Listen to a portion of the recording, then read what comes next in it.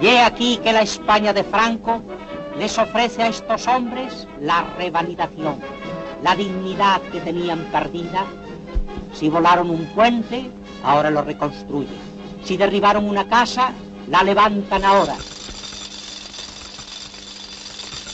Sus días de prisioneros están consagrados al aprendizaje de unas labores que les convierten en seres útiles, redimiéndoles de su existencia de parias. Y los despojos humanos deberán a España su regeneración. De las masas proletarias hicimos orden y concierto. Desvanecemos el rencor y como un tullido que desentumece su mano cerrada, estos hombres abrieron el puño. Y la hermandad de la mano abierta y el brazo extendido los recibió con la generosidad que el imperio español de otro tiempo tuvo siempre con el vencido. Esta es nuestra justicia.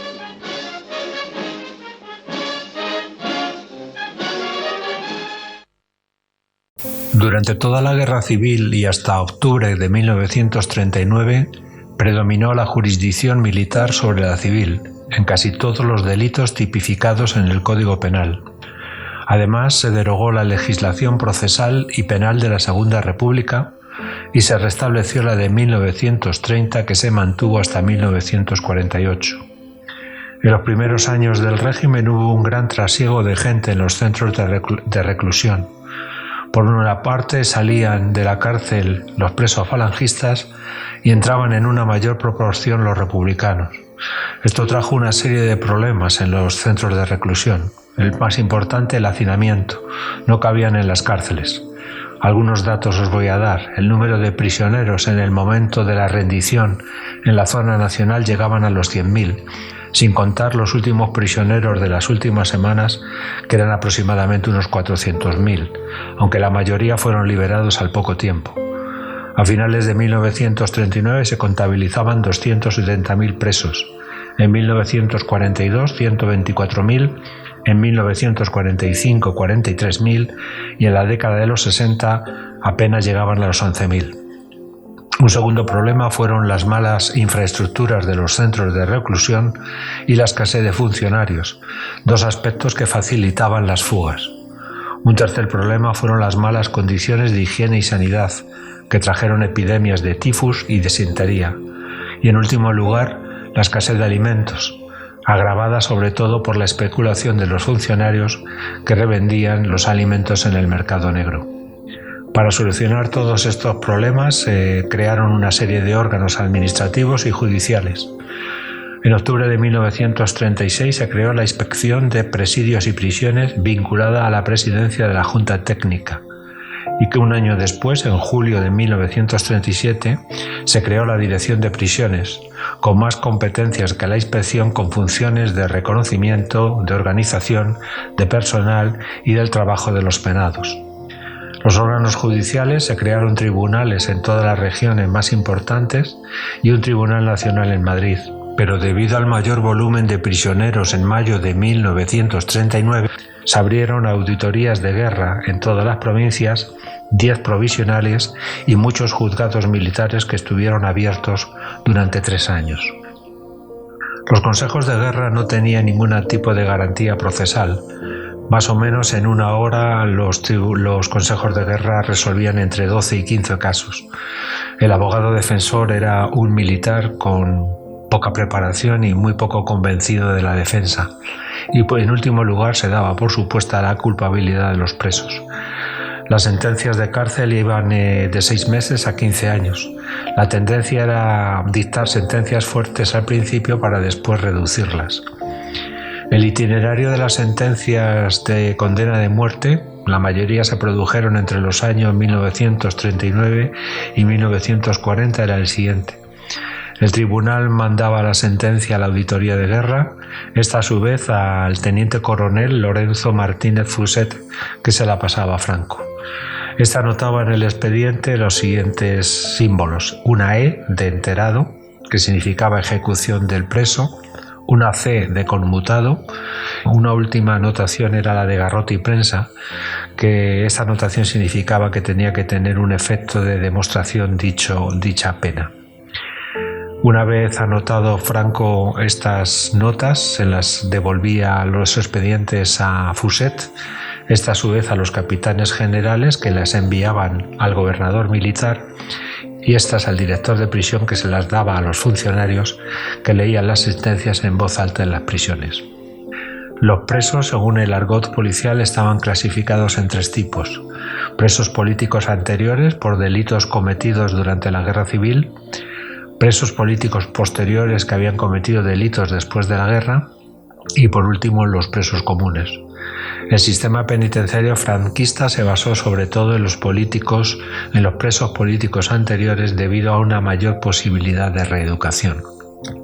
En mayo de 1937 se decretó el derecho de obligación al trabajo para los presos. El motivo de dicho decreto era el hacinamiento que había en los centros de reclusión.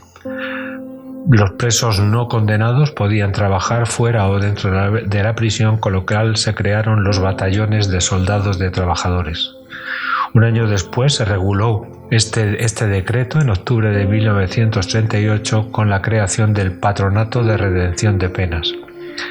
Este era un órgano autónomo dentro del Ministerio de Justicia que perseguía 2 objetivos: redimir parte de la condena a través del trabajo y reeducar a los presos en los principios del Estado Nuevo. Estuvo gestionado por el padre Martín Torrent y por el director general de prisiones, Máximo Cuervo. Su función era gestionar administrativamente todo lo relacionado con el trabajo de los presos y procurar el mejoramiento espiritual y político de los presos y de sus familias. El patronato se convirtió en el elemento esencial del sistema penitenciario. A partir del año 1942 cambió de nombre, llamándose a partir de ahora Patronato Central de Nuestra Señora de la Merced. En junio de 1939 se aprobó el decreto que sentaba las bases para reducir en 1/3 las condenas a cambio de trabajo, y 3 meses después se crearon las primeras colonias penitenciarias. La selección de presos para el sistema de redención no eran todos, solo eran los que tenían unas penas inferiores a 12 años y preferentemente los presos políticos anteriores. Por cada día de trabajo se reducía su pena en 1 día. Esto fue al principio y luego con el paso del tiempo iría aumentando. Cobraban 2 pesetas al día, mientras que un jornal de un obrero libre era de 14 pesetas. Hasta las 2 pesetas había que descontarle 1,50 de manutención. Los presos casados enviaban a sus esposas 2 pesetas más y otra peseta más por hijo menor de 15 años o si éste era mayor y estaba incapacitado para trabajar.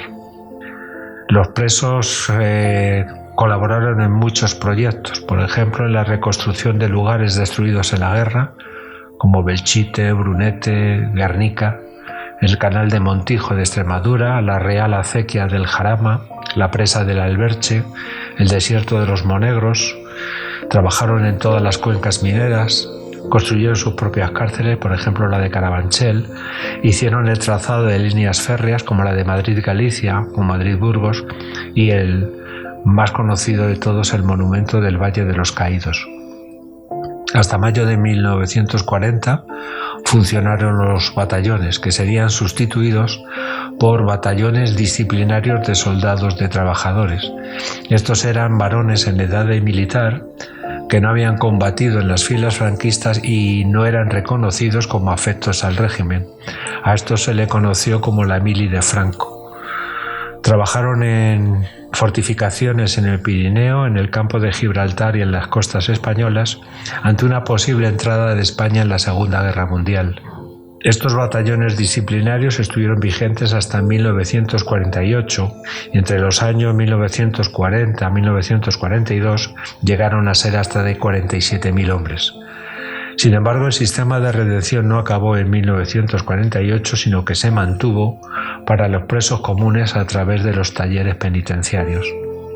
El resultado de este sistema para el Estado, por ejemplo, un dato, hasta 1946 el Estado se embolsó 100.000 millones de pesetas, y a esto habría que sumar el ahorro en el mantenimiento de los presos en las cárceles, que estaba estimado en unos 5.000 millones. Las empresas que colaboraron en el sistema de redención de penas fueron empresas de todo tipo, de todos los sectores. Por ejemplo, Sniace en Cantabria, Porla Iberia en Toledo, los hermanos Banús, Elizarral, San Román, Huarte, Agromán, Dragados y Construcciones, Duro Felguera y muchas otras más. Lo que no tenemos datos es de los beneficios obtenidos por dichas empresas.